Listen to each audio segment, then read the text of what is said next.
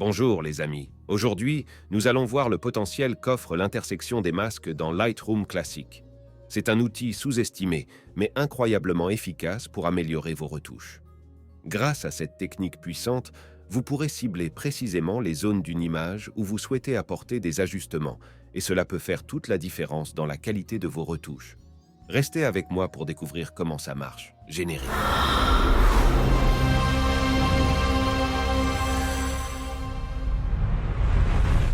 Comme premier exemple, nous allons commencer avec cette photo. Disons que je veux ajouter un voile, créer une brume à l'arrière-plan de cette photo. C'est assez simple à faire dans Lightroom Classic. Je vais prendre mon outil de masquage à ce niveau ici. Sélectionner un nouveau masque d'arrière-plan.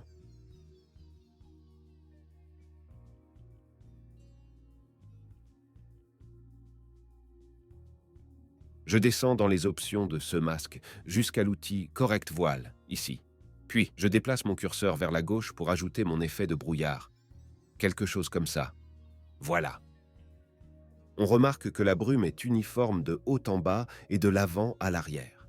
Le résultat ne me semble pas très naturel. C'est là que ma fonction d'intersection va m'aider à rendre les choses plus naturelles. Ce que je peux faire, c'est une intersection de ce masque d'arrière-plan avec un dégradé linéaire, ce qui va donner un effet d'atténuation de la brume proche de la réalité. Parce que je vais faire une intersection avec un masque de dégradé linéaire, l'effet ne s'appliquera qu'à l'arrière-plan et n'affectera pas du tout le modèle. Voyons cela en action. Ici, j'ai mon masque d'arrière-plan. Juste à l'extrémité de la ligne, j'ai 3 petits points. Je clique sur les 3 petits points. Je sélectionne intersection du masque avec et je choisis le dégradé linéaire. Vous pouvez aussi utiliser un raccourci clavier pour avoir la même chose. Ici, au niveau du masque, il faut maintenir la touche Alt ou Option sur Mac. Le bouton intersection apparaît. On clique dessus de la même façon pour sélectionner un autre filtre, comme ceci. Ensuite, je vais ajouter mon dégradé du haut vers le bas.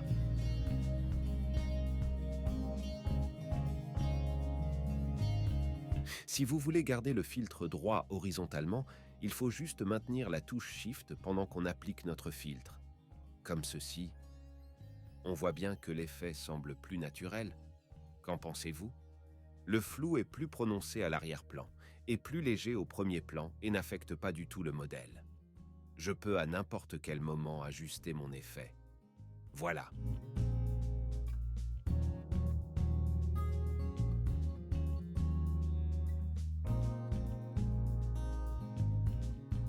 Allez, on regarde un autre exemple.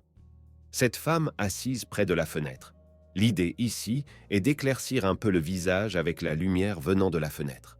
Je pourrais utiliser un masque de peau pour éclaircir son visage, mais si j'éclaircis uniformément sa peau, cela ne semblera pas naturel. Il y a de la lumière directionnelle venant de la fenêtre, donc par exemple, le bout de son nez devrait être plus lumineux que la zone près de sa tempe. Ses mèches de cheveux seraient probablement un peu plus lumineuses aussi. Alors, ce que je vais faire ici, je vais d'abord sélectionner le sujet.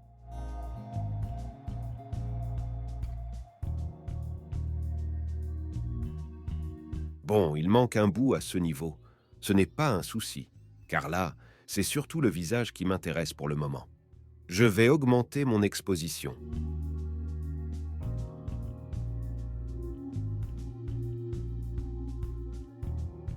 Bon, c'est un peu exagéré pour le moment. Je pourrais l'affiner plus tard. Je vais faire un zoom pour pouvoir faire un travail plus précis. Voilà. Ensuite, je veux éclaircir un peu en augmentant l'exposition, comme ça. Vous pouvez voir comment cela éclaircit uniformément la personne. Maintenant, je vais faire une intersection avec un masque pinceau pour pouvoir appliquer mon éclaircissement seulement sur les zones du visage qui m'intéressent. Je sélectionne le masque du sujet masque. Juste à l'extrémité de la ligne, je retrouve mes 3 petits points. Je clique dessus, je sélectionne intersection du masque avec et je choisis pinceau. Je m'assure que le contour progressif est à 100%, ici. Ensuite, je vais délicatement dessiner sur les zones que je souhaite éclaircir.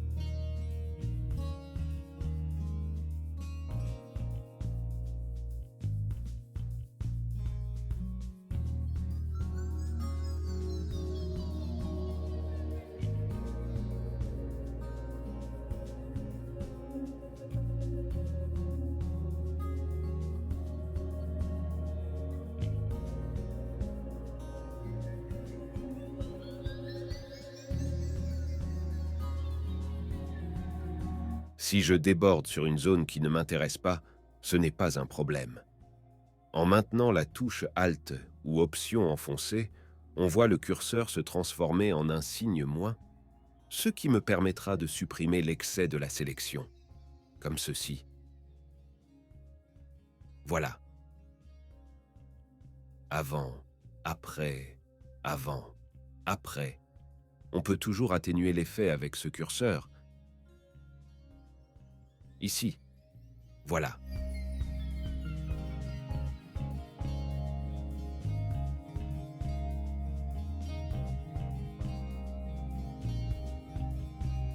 Encore un autre exemple. Dans cette photo, nous avons une personne dans un bureau, éclairée par la lumière venant de la fenêtre. Mon idée ici est d'assombrir progressivement le fond de la pièce de manière linéaire, c'est-à-dire que je veux que ce mur devienne de plus en plus clair à mesure que l'on se rapproche de la fenêtre. Pour ce faire, je pourrais simplement créer un masque de dégradé linéaire, comme ceci.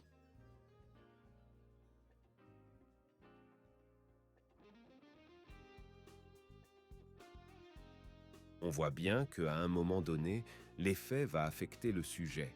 Ce n'est pas vraiment ce que je cherche. Pour éviter d'inclure le sujet dans mon effet, je vais utiliser une intersection de deux masques. En premier, je vais sélectionner l'arrière-plan de l'image à partir de l'outil de masquage. Ici, créer un nouveau masque. Puis, sélectionner un arrière-plan. On voit que mon masque d'arrière-plan a également inclus une partie du bras et de la chaise dans la sélection. Ce n'est pas trop grave. Pour corriger ça, je vais simplement soustraire cette zone du masque actuel. Pour ce faire, je clique sur Soustraire ici au niveau de mon masque d'arrière-plan. Puis je choisis l'outil pinceau.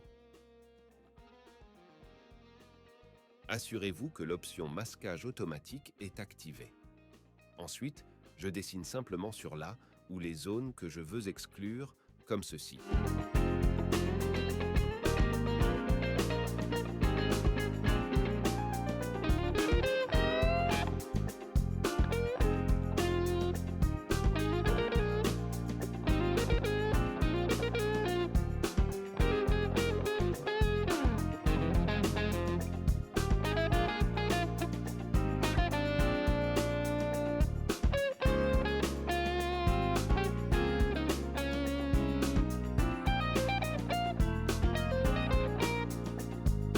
Et voilà, le problème est résolu.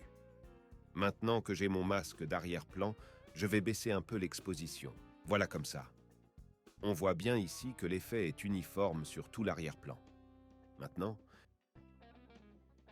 je vais faire une intersection de ce masque avec un masque de dégradé linéaire. Au niveau du masque de mon arrière-plan, je clique sur les trois petits points. Je sélectionne intersection du masque avec, et puis je choisis dégradé linéaire. Ensuite, je place mon dégradé linéaire de cette manière. On voit bien que l'effet ne s'applique qu'à l'arrière-plan. À aucun moment je dépasse sur le sujet. Je vais régler un peu l'exposition pour avoir quelque chose qui se rapproche de la réalité. Voilà. Avant, après, avant, après.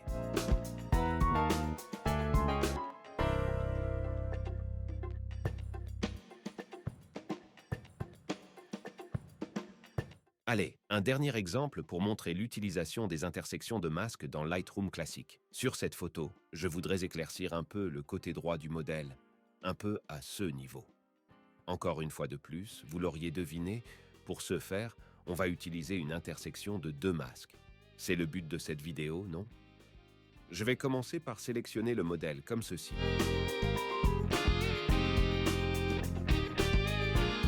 Voilà, mon sujet est sélectionné. Je vais augmenter un peu l'exposition. Cela me paraît pas mal. On remarque que certaines zones sur la photo deviennent rouges. Cela signifie que je suis surexposé sur ces zones. On va corriger ça simplement en baissant les hautes lumières et les blancs.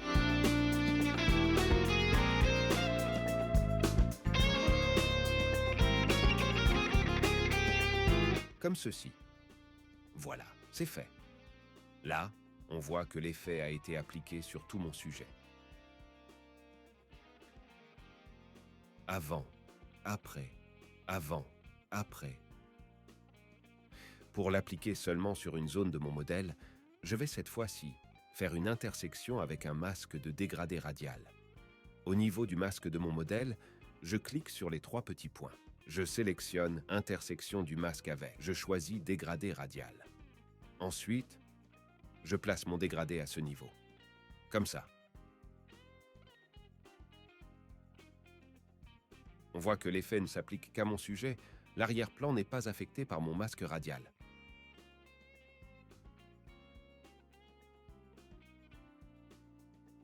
Attendez, je vais exagérer un peu l'exposition juste pour la démo. Vous voyez bien en déplaçant mon dégradé radial que l'effet ne s'applique qu'à mon modèle. Je repositionne mon masque à l'endroit que je voulais éclaircir. Je vais régler mon exposition pour avoir quelque chose de plus atténué. Voilà. C'est déjà terminé pour ce tutoriel. J'espère que ces exemples vont vous aider ou encourager à utiliser l'intersection des masques dans Lightroom classique pour avoir des ajustements plus naturels et plus précis. C'est un outil puissant à votre disposition. Si vous avez déjà utilisé cette technique, n'hésitez pas à me le faire savoir dans les commentaires. Je suis curieux de savoir combien de personnes l'utilisent ou comptent l'utiliser à l'avenir. Merci d'avoir regardé ma vidéo jusqu'à la fin, j'apprécie vraiment. En attendant la prochaine vidéo, je vous dis à bientôt. Ciao!